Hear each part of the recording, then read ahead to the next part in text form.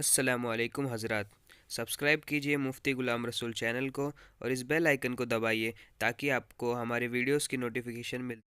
اس کے بعد اپنے اہل و عیال کو سدھارے۔ تو حضرت لقمان علیہ السلام اپنی اولاد، اپنے بیٹے کو نصیحت کرتے ہیں۔ سب سے پہلی نصیحت اپنی اولاد، اپنے بیٹے کو کہتے ہیں، یا بنی لا تشرک باللہ ان الشرک لظلم عظیم، کہ اے میرے پیارے بیٹے، یہاں پر دو چیزیں معلوم ہوئی کہ اولاد کو اگر سمجھانا ہے کوئی بات تو وہاں پر محبت والا جملہ لانا ہے، گالیاں نہیں لانا ہے، ورنہ اولادیں بےراہ روی کا شکار ہو جاتی ہیں، وہ تر شروع ہو جاتی ہیں، وہ جواب دینا شروع کر دیتی ہیں۔ تو یہاں پر لقمان علیہ السلام نے یا بنیا کہا، یا بنی بھی کہتے تو چل جاتا تھا کہ اے میرے بیٹے، یا بنیا کہا اے میرے پیارے بیٹے۔ یہاں سے یہ ہمیں سبق ملتا ہے ان کی نصیحت میں کہ اولاد کو سمجھانے کے لیے نرم لہجہ چاہیے۔ آپ 10 دن نرم لہجہ رکھ کر اپنی اولاد کو سمجھائیں، وہ بالکل سیدھی ہو جائے گی۔ اور اولاد کو سدھارنے کے لیے سب سے بہترین اوقات جو ہے وہ ہے ٹین ایجرز۔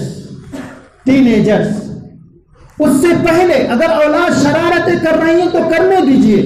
اگر وہ 12 سال سے پہلے اگر وہ ہماری اولادیں شرارتیں کر رہی ہیں تو کرنے دیجئے۔ میرا اپنا بیٹا ہے، شرارت کر رہا ہے تو کرنے دیجئے۔ لیکن جو ہی 12واں سال 13واں سال شروع ہو جاتا ہے، جسے ٹین ایجرز کہتے ہیں، 19 سال تک، یہ اس کی تربیت کا وقت ہوتا ہے۔ اب اس کو لگام دینا ہے، اب اس کو نماز کی تاکید کرنا ہے۔ بچپنا تھا، وہ کھیلنے کا تھا، اس کو کھیلنے دیا جائے، لیکن بچپنے سے اس کے اوپر ذمہ داری دے دینا۔ صبح اٹھا کر اسکول بھیج دیے، 2 بجے وہ آیا، اس کے بعد ٹیوشن بھیج دیے، وہاں سے آیا کیا مدرسہ بھیج دیے، رات میں وہ بچہ 8 بجے گھر پہنچ رہا ہے، کھیلے گا تب۔ تو اس سے اس کا مزاج بگڑ جاتا ہے، کیونکہ بچپنے میں کھیلنے کو چاہیے۔ ایسے اسکول چاہیے جس میں کم اوقات میں پڑھائے جاتے ہوں اور بچوں کو ذہنی تکلیفیں نہ ہو تو کھیلنے رونے دیا جائے۔ تو یہ ان سالوں میں جو ٹین ایجرز ہے، ان سالوں میں ان کی تربیت کیجئے۔ ان سالوں میں بچے کے بگڑنے کے بھی اوقات ہوتے ہیں، سدھرنے کے بھی اوقات ہوتے ہیں۔ آپ اگر انہیں ان چند سالوں میں 13 سے لے کر 19 سال تک اگر اس کو آپ نے سمجھا لیا، اپنے کنٹرول میں کر لیا، تو پھر کبھی آپ کو اف کہنے کی بھی نہیں کہہ سکیں گے۔ اور اگر آپ نے ان سالوں میں، ان چند سالوں میں 13 سال سے لے کر 19 سال تک آپ نے کہا جا اپنی زندگی جی لے، تو وہ پھر اپنی زندگی ہی جیے گا۔ 21 سال کے بعد، 19 سال کے بعد اگر آپ کہیں گے کہ باہر نہیں جانا، وہ نہیں سنے گا۔ باہر نہیں جانا وہ نہیں سنے گا، وہ بالکل جائے گا، کسی بہانے سے جائے گا۔ آپ کہیں گے نماز پڑھو، نماز نہیں پڑھے گا۔ آپ صلی اللہ علیہ وسلم نے فرمایا کہ جب اولاد 7 سال کی ہو جائے تو انہیں نماز کا حکم کرو، اور جب 10 سال کی اولاد ہو جائے تو انہیں نماز نہ پڑھنے پر مارو، کیونکہ اب چند سالوں کے بعد اس کی تربیت کے اوقات آنے والے ہیں۔ ابھی سے اس کی تیاری کرو۔ اب وہ بالغ ہونے والا ہے، اگر ابھی اس کو نماز، روزے اور کلمے وغیرہ نہیں سکھائے تو پھر بڑے ہو کر اس کو نماز آئیں گی ہی نہیں۔ نماز کے واجبات، نماز کے مستحبات، دینی باتیں اس کو معلوم ہی نہیں رہیں گی، تو پھر وہ نماز کیا پڑھے گا؟ یہ تربیت کے اوقات ہوتے ہیں، یہ تربیت کے اوقات میں ان کی تربیت کیجیے۔ اس سے پہلے اس سے مت چھیڑیے، اور اس کے بعد اگر 21 سال 20 سال کے بعد اگر آپ اس کو چھیڑ رہے ہیں تو آپ کے ساتھ آپ کا لڑکا یہ سمجھے گا کہ میرے ساتھ میرا باپ زیادتی کر رہا ہے۔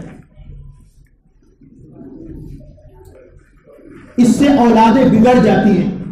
ایک واقعہ ہے، میں نے ابھی 2 دن پہلے پڑھا ہے۔ اسی طرح ایک ماں باپ نے اپنی اولاد کو چھوڑ دیا، کہ جا تو اپنی زندگی جی لے. وہ جاتا، سگریٹ نوشی کرتا، دوستوں کے ساتھ ملتا جلتا اور شام کے وقت آ جاتا. چند دنوں کے بعد اس کی یہ حالت ہو گئی کہ رات میں 10 بجے آ رہا ہے، اس کی ماں کھانے پہ انتظار کر رہی ہے کھانا تیار کر کے. اس کے بعد اب اس کی یہ عادت بن گئی کہ 12 بجے کے بعد آ رہا ہے، 12 بجے تک اس کی ماں جاگتی رہتی ہے کہ کب میرا بیٹا آئے گا، اس کو کھانا کھلاؤ. ماں کو فطری محبت ہوتی ہے اولاد سے، باپ کو زیادہ محبت نہیں ہوتی. تو اس کے بعد اب یہ حالت ہو گئی کہ اس کے آنے کی ٹائمنگ 1 بج گئے. اب ماں یوں کرتی تھی کہ وہ ایک چٹھی میں، ایک پرچی میں لکھ کر رکھ دیتی تھی کہ آج میں نے یہ پکایا ہے، یہ پکایا ہے، اور فریج پر رکھ دیتی تھی کہ آنے کے بعد اس کو پڑھ کے جو چیز جہاں ہے وہاں سے اٹھا کے کھا لینا. کیونکہ وہ مجبور تھی. اب جن سالوں میں اسے تربیت دینی تھی وہ تربیت نہیں کر سکی. جب یہ 25 سال کا ہوا اب وہ ہاتھ آنے کو تیار نہیں ہے. روزانہ یہی روٹین تھا اس کا کہ وہ آتا اور فریج پر دیکھتا کہ آج ماں نے کیا پکایا ہے، وہ کھاتا، وہ لسٹ پڑھتا اور اس کے بعد نکال کے کھا لیتا اور سو جاتا. سونے کے بعد 10-11 بجے اٹھ رہا پھر دوستوں کے ساتھ. ایک دن یوں ہوا کہ وہ لڑکا رات میں آیا تقریباً 2 بجے اور آنے کے بعد وہ تھکا ہوا تھا، کھانا نہیں کھایا اور وہ سو گیا. صبح میں رونے کی آواز آئی، باپ کے رونے کی آواز آئی تو وہ اٹھا کہ ابا آپ کیوں رو رہے ہیں، کیا ہوا آپ کو؟ صبح کے 8 یا 7 بج رہے. اس وقت اس کے بابا رو رہے ہیں اور وہ اٹھ کے پوچھتا کیوں رو رہے ہیں؟ تو اس کے والد نے کہا کہ تمہاری والدہ دنیا میں نہیں رہی، تمہاری ماں مر چکی ہے آج. اب وہ افسوس کر رہا ہے، اور یوں کہہ رہا ہے کہ میں تو اب سدھرنے ہی والا تھا، میں تو اب توبہ کرنے والا تھا، میں تو اب ماں باپ کی بات مکمل ماننے والا تھا. کیا اس کا یہ افسوس کرنا اس کے لیے فائدہ مند ہوا؟ کوئی فائدہ مند نہیں ہوا. جب تک ماں باپ ہے اس کی تعظیم کر لیجئے، جب تک ماں باپ ہے ان کا اکرام کر لیجئے، ان کی خدمت کر لیجئے اور اپنے آپ کو جنت کا مستحق بنا لیجئے. تدفین کے بعد جب وہ واپس گھر آتا ہے اور گھر سے تمام مہمان جا چکے ہیں، اس وقت وہ فریج کے پاس جاتا ہے اور دیکھتا ہے کہ آج دیکھتے ہیں کہ ماں نے رات میں کیا بنایا تھا آخری کھانا. وہ لسٹ جو ہی اٹھاتا ہے اس پہ لکھا ہوا ہوتا ہے بیٹا آج میں نے کھانا نہیں بنائی ہے، میری طبیعت بہت خراب ہے، میرے اندر ہمت نہیں ہے کہ ڈاکٹر کے پاس جاؤں، جب تم آنا تو مجھے ڈاکٹر کے پاس لے جانا. یہ کلمات اس کے ماں کے تھے. کیا بیت رہی ہوگی اس نوجوان پر